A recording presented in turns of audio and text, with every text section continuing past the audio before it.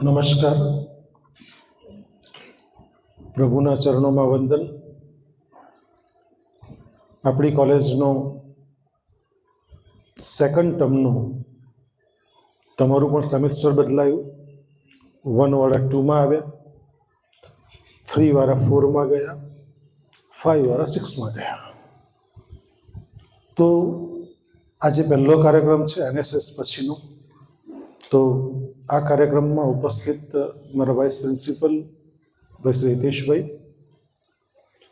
Chairman નેહાબેન, તમામ અધ્યાપક મિત્રો અને વહાલા દીકરા દીકરીઓ, કરો સ્ટાર્ટઅપ અને મારું પ્રિય સ્ટાર્ટઅપ કેટલું સરસ વાક્ય છે ને, આપણને હૃદયસ્પર્શી લાગે. આર્ટ્સ કોમર્સના બાળકો શું સ્ટાર્ટઅપ કરી શકે?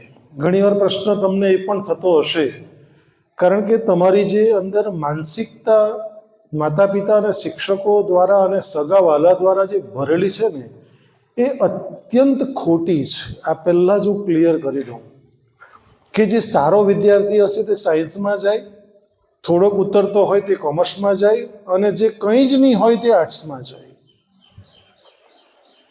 આવા બોલનારા આપણા સમાજમાં ઘણા બધા છે, કારણ કે એ લોકો અજ્ઞાની લોકો છે.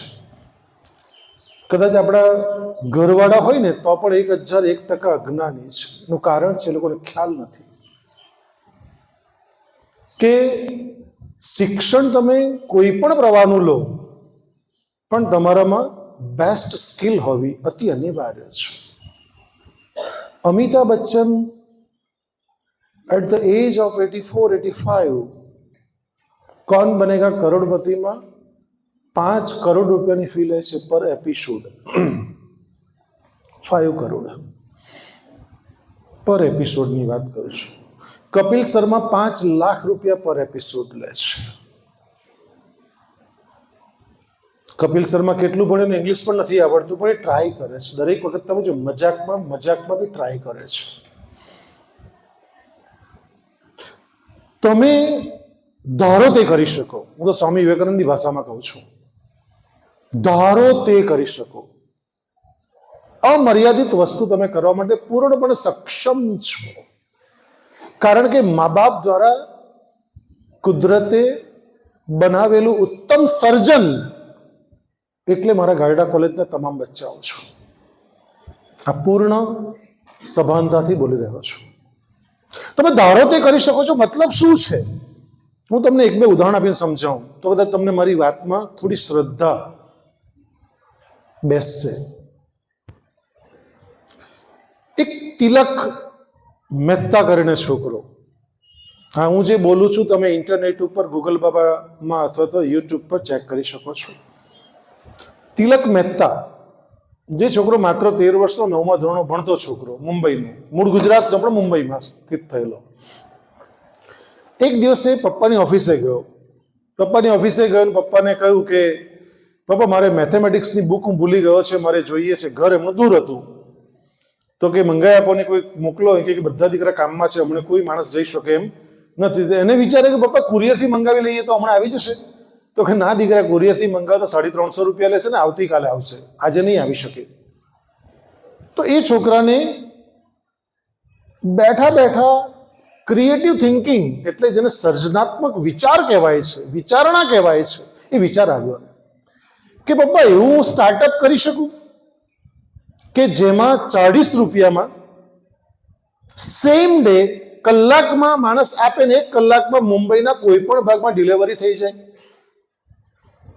અને આ છોકરાનો સુંદર આઈડિયા, સ્ટાર્ટઅપની વાત કરું છું ત્યારે સુંદર આઈડિયા, પોતાનો ક્રિએટિવ થિંકિંગ, પોતાનો ક્રિએટિવ સર્જન વિચારણા, એ છોકરાએ પેપર એન્ડ પાર્સલ શરૂ કર્યું. નવું સ્ટાર્ટઅપ. આખો દિવસ સ્કૂલે જાય, રાત્રે 12 વાગ્યા પછીની બોર્ડની મિટિંગ કરે. 12 વાગ્યા પછી બોર્ડની મિટિંગ કરે. રાત્રિની વાત કરું છું, અને આપણે નિરાંતે સૂઈ જઈએ છીએ. એટલું જ નહીં, આ છોકરાએ 2021ની અંદર લગભગ જો તારીખ ભૂલતો ને તો 21 ફેબ્રુઆરી 2021ની અંદર ઇન્ટરનેશનલ પાર્સલ સર્વિસ સ્ટાર્ટ કરી અને 100 કરોડ રૂપીસ એ કમાય છે. 13 વર્ષનો છોકરો. દીકરીઓ મોટાભાગની બહુ બધી બેઠી છે, ત્યારે તમે બધા જ અરીસો રાખો છો. પર્સની અંદર જે તમે પર્સ હોય ને એમાં સામે મિરર પણ હોય, એમ જરાક જોઈ લેવાનું આપણે કે આપણે ક્યાં છે. દીકરાઓ કોલેજ કરીએ છીએ એટલે કોલેજ એ માત્ર ને માત્ર હરવા ફરવાનું સ્થળ નથી. સમજો, તમારી જિંદગીનો ગોલ્ડન પીરિયડ સ્ટાર્ટ થઈ રહ્યો છે ને ચાલી રહ્યો છે. કારણ કે તમે બીકોમ એમકોમ થશો, બીએ એમએ થશો એટલે તમે ક્યાંક ને ક્યાંક પીએચડી એમફિલ કરશો કે તમે નેટ સ્લેટ પાસ કરશો એટલે તમને જિંદગીભરની જોબ મળશે. અમે લોકો જે લાઈનમાં બેઠા છે ને, સરે એમકોમ કર્યું છે, મેં એમએ કર્યું છે, નેહાબેને પણ એમએ કર્યું છે. એમએ કરીને જોબ મળી, મેં એમએ કરીને મને જોબ મળી.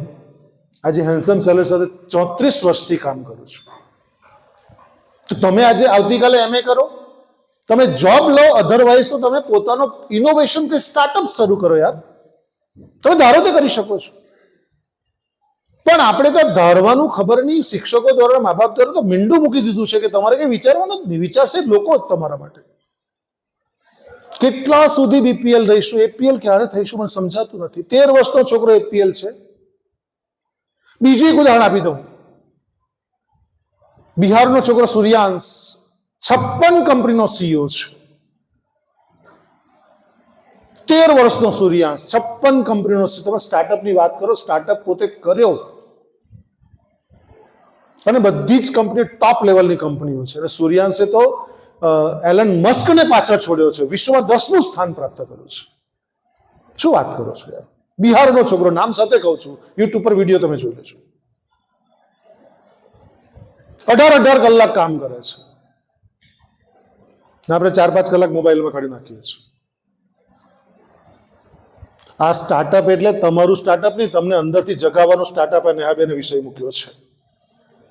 અને આજે ભલે 15 વિદ્યાર્થીઓ ભાગ લીધો હશે, પણ જેટલા પણ આજે હાજર છે તમે બહુ જ નસીબવંતા દીકરા દીકરીઓ છે, કારણ કે તમે અંદરથી જાગી જાઓ દીકરાઓ. કારણ કે તમે બાબાને બેબી રહ્યા નથી, તમે ભારત દેશના જવાબદાર નાગરિક છો અને તમે ધારો તે કરી શકો છો. ગારડા કોલેજ શિક્ષણનું માત્ર માધ્યમ છે, પણ તમે જિંદગીમાં તમે ધારો તે કરી શકો છો દીકરાઓ. અને આવા તો 1001 સ્ટાર્ટઅપની વાત તમને કરી શકું છું, પણ મારી પાસે સમય નથી, મારે પણ લેક્ચર્સ છે. તો આજના કાર્યક્રમની હું શુભેચ્છા પાઠવું છું.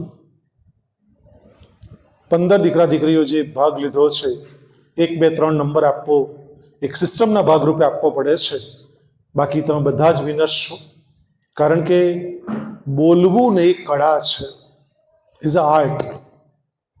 હે ને? ડાન્સિંગ એ કળા છે, સિંગિંગ એ કળા છે, બોલવું એ બી કળા છે ને સાંભળવું એ બી કળા છે. It's a art of listening, art of speaking. કળા છે દીકરાઓ. એટલે ગારડા કોલેજ તમને આવું પણ માધ્યમ પૂરું પાડે છે કે તમે આવતીકાલે સારા વક્તા થાવ ને, વિષય આપે છે. એટલે 2 કામ કરે ગારડા કોલેજ તમારા હિતમાં. એક તો કે તમને ભાષા સુધી બોલવાનું તમને શીખવે, પ્રેક્ટિસ તમને પ્લેટફોર્મ આપે. અને બીજું કે તમને આવા સરસ વિષય ઉપર વિચારતા કરે. એટલે તમે પણ સ્ટાર્ટઅપ જોજો કે at the age of 18 Suhas ગોપીનાથે મને યાદ આવ્યું, જો વિચારતો વિચારતો બંધ કરતા કરતા બી સુહાસે ગોપીનાથે 13-14 વર્ષની ઉંમરે એને સ્ટાર્ટઅપ શરૂ કર્યું, કોમ્પ્યુટર સોલ્યુશનની કંપની સ્ટાર્ટ કરી. ભારતમાં નોમિનેટ કરવા કે ના પાડી દીધી. નિયમ ભારત સરકારનો 18 વર્ષની ઉંમરે આવશે એમ કે. એણે અમેરિકા કેલિફોર્નિયામાં સ્ટાર્ટઅપ કર્યું એને. અને આજે એ છોકરો 5000 કરોડની ઇન્કમ ધરાવે છે. આજે માંડ 20-22 વર્ષનો થયો છે લગભગ, આમ નોટ શ્યોર, પણ એનો ઉંમર આ છે. 13 વર્ષની ઉંમરે સ્ટાર્ટઅપ કરેલું, કોમ્પ્યુટર સોલ્યુશન કંપનીઝ. ભારત આજે વિશ્વના 14 દેશોમાં એની કંપની, એની ઓફિસીસ છે. એટલે તમે હજી વિચાર કે તમે નાના દીકરાઓ, તમે આ ક્ષણે વિચાર કરી લેજો, મગજમાં ગાંઠ વાળી લેજો કે જિંદગીમાં અને કંઈ કરવું તો છે, બધાએ કંઈ કરવું તો છે. પોતાના પગ ઉપર તો ઇન્ડિપેન્ડન્ટ ઊભા રહેવું છે કે ડિપેન્ડન્ટ જ રહેવું છે. નહીં તો કેટલાય લોકો લગ્ન કર્યા પછી પપ્પા પૈસા માંગે કે ઘરવાળી હાડી લાવવાની છે, કે પપ્પા પૈસા આપો નહીં. મહેરબાની કરીને લગ્ન ન કરતા, જો તમે ડિપેન્ડન્ટ જ હોવ તો ઇન્ડિપેન્ડન્ટ બનજો દીકરાઓ. અને તમામ દીકરીઓને પણ વિનંતી કરું છું કે પોતાના પગ ઉપર ઊભા રહેતા શીખજો. કારણ કે તમે આપતા શીખજો, લેતા નહીં શીખતા. લેનારનો હાથ હંમેશા નીચે છે, આપનાનો હાથ હંમેશા ઉપર હોય છે. હંમેશા દાતા બનો દીકરાઓ. તો આજના કાર્યક્રમની શુભેચ્છા પાઠવું છું. ધન્યવાદ. જય હિન્દ, જય ભારત.